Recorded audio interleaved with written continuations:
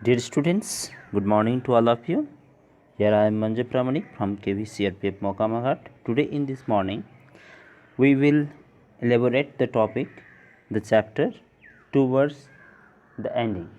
So here you can see some points, and this is your work. You have to make lists, and what type of list you have to make. Here you can see here written seeds that are used as spices in your home. That is very easy. I think this one is very easy because uh, here you can see the first point is seeds that are used as spices in your home. The next one is seeds of vegetables. तो vegetables का seeds का नाम लिखना है. Seeds of fruits के seeds का नाम लिखना है. लाइट सीड्स जैसे जो हल्की बीज होते हैं जिसको आप चेक कर सकते हैं ब्लोइंग करके, तो ये आप लिख सकते हैं लाइट सीड्स. और इससे रिगार्डिंग ये पॉइंट बहुत इम्पोर्टेंट है. इस पॉइंट से रिगार्डिंग हम आगे डिस्कस करेंगे.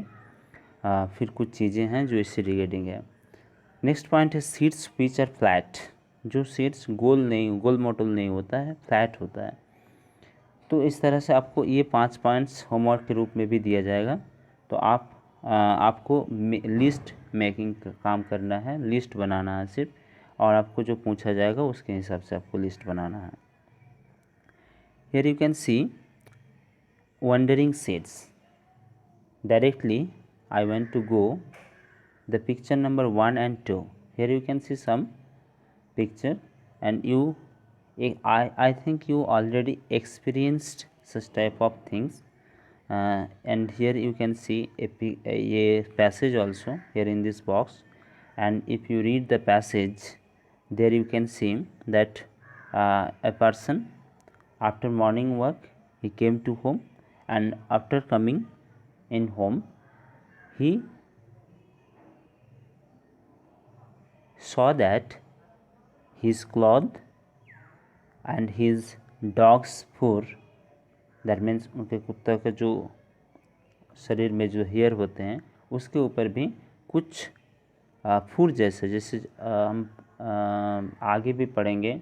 आप यू गो नाम का एक चैप्टर है, उसमें भी कैसे लद्दाख वगैरह में सीप्स के जो भेड़ होते हैं, भेड़ बकरी वहाँ के स्पेशली, उस बकरियों के शरीर में किस तरह के फूर और बहुत ही लाइट हेयर होते हैं, हल्का, उस तरह का कुछ पेड़ों में आप देख सकते हैं इस तरह की चीज़ें.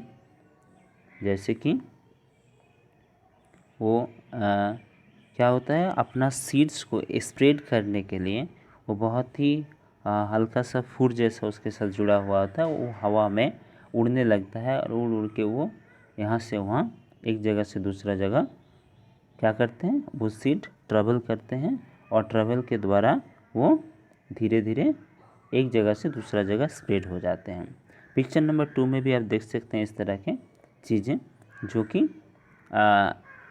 ये नेचर का आशीर्वाद है एक तरह से आप कह सकते हैं.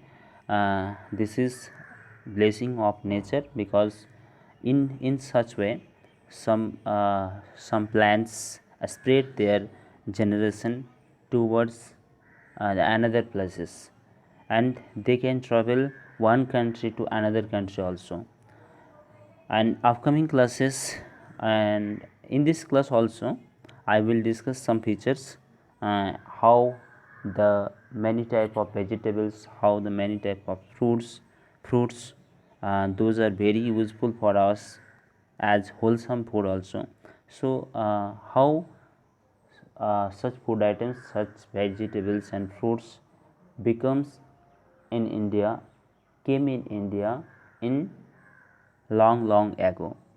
So in this day we can't imagine that in our country such vegetables and fruits were not present.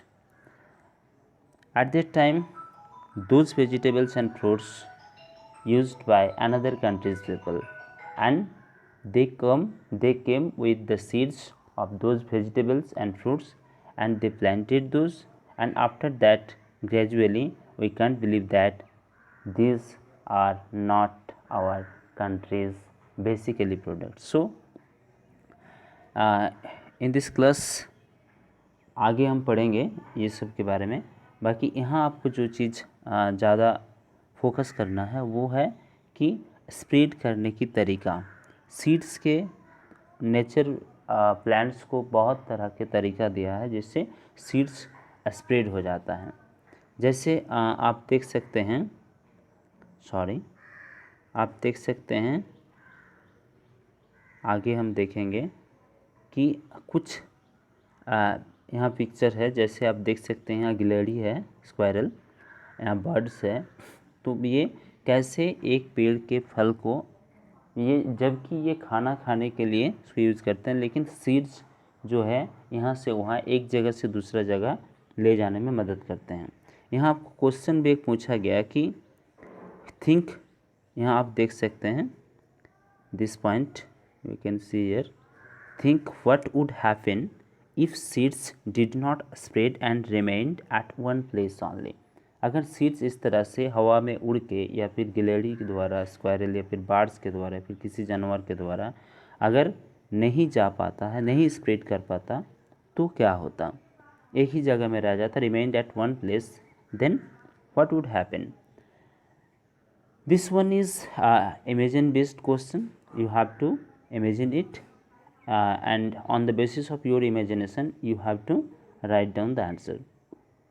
So here you can see the picture, and from this picture this is clear that some animals and birds they are bearer of seed, and in such way seeds from one plant, their plant is grown up, from there the seeds are spread from there to another place.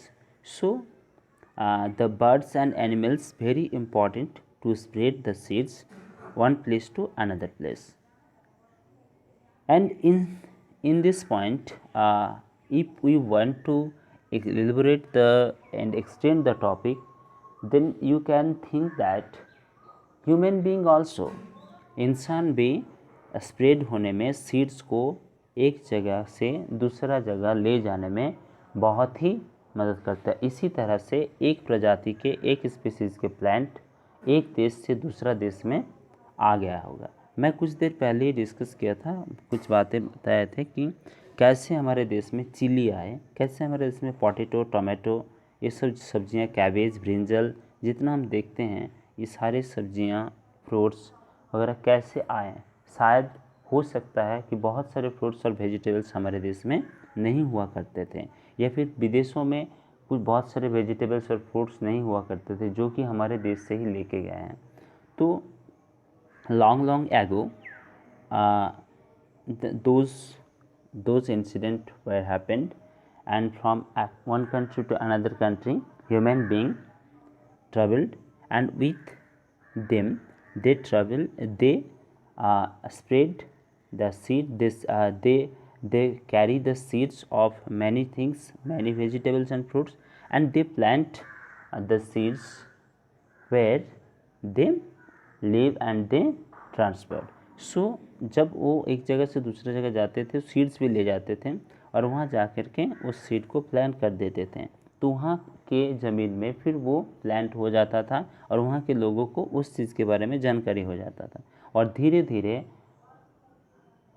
100 साल, 200 साल, 500 साल, 1000 साल बाद वो चीज़ें वहाँ के लोगों के पास इतना फेमिलियर हो जाता है जो कि उनके विश्वास भी नहीं होता है उनको. जैसे आज हमको अगर कहा जाए कि पोटैटो, टोमेटो, चिली जो है हमारे देश में, इनका इस चीज़ों का व्यवहार लोग नहीं जानते थे, तो हमको विश्वास नहीं हो पाएगा, हमें विश्वास नहीं होगा. क्यों? क्योंकि ये हम इस चीज़ों के साथ हमारे किचन में, हमारे खान पान में, हमारे in our day to day life we are very familiar to those, and so we can't believe, we can't imagine it that those were not our country product, and at that time in our country those were not useful for us.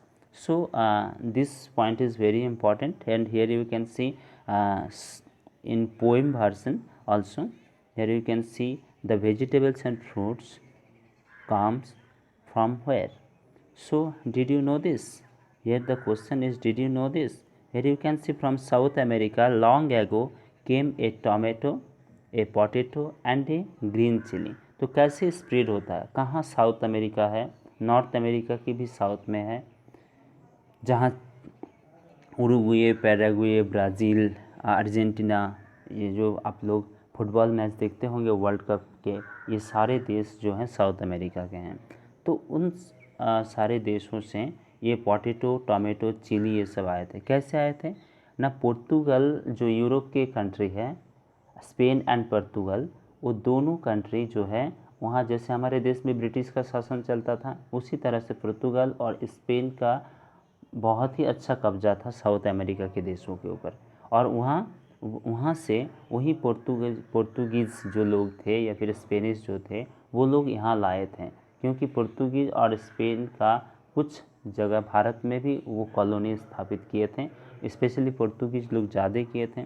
तो Portuguese लोग वहाँ से tomato, potato, chilli वगैरह south America से ही लेके आए थे, और तभी भारत के लोगों को इस पोटैटो, चिली और टोमेटो के बारे में इतना जानकारी हुई, और ये इतना यूज़फुल है और ये हमारे डे टू डे लाइफ में इतना जुड़ जाएगा, ये उस समय किसी को अंदाज़ा नहीं था। आज हम इमेजिन भी नहीं कर सकते हैं, आज हम सोच नहीं सकते हैं कि ये सारी चीज़ हमारे देश में बाहर से आए हैं, दूसरे कंट्रीज से आए हैं। Do you know this? A cabbage came from Europe. पत्ता गोभी जिसको हम बोलते हैं वो भी यूरोप से आए हैं। पी जिसको बोलते हैं वो अफ्रीका से आए हैं। Coffee been. तो ये सारी चीज़ जो हैं आपको पढ़ना है, आपको देखना है कि कौन सा चीज़ कहाँ से आए हैं। आप खुद भी इसका अनुसंधान कर सकते हैं, जान सकते हैं, पढ़ सकते हैं, और आप इस चीज़ पर इंटरेस्ट ले सकते हैं कि हाँ, जो चीज़ आज हम यूज़ कर रहे हैं ये बेसिकली कहाँ के प्रोडक्ट हैं और कैसे हमारे देश में आए। तो यहाँ से ये चीज़ सीखने की बहुत, this is the learning point that how the seeds spreads one country from one country to another country, from one place to another place.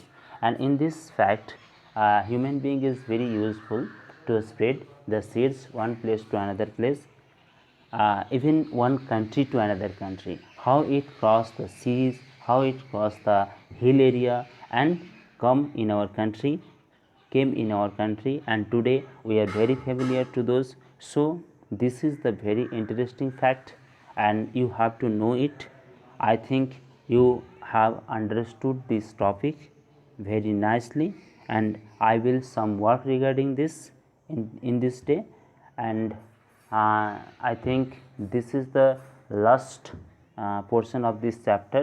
I will give you a worksheet also regarding this chapter, and I hope you will do better. So for this day, for this class, thank you everyone, and I hope you will do the work given you and you will reply very soon. Thank you.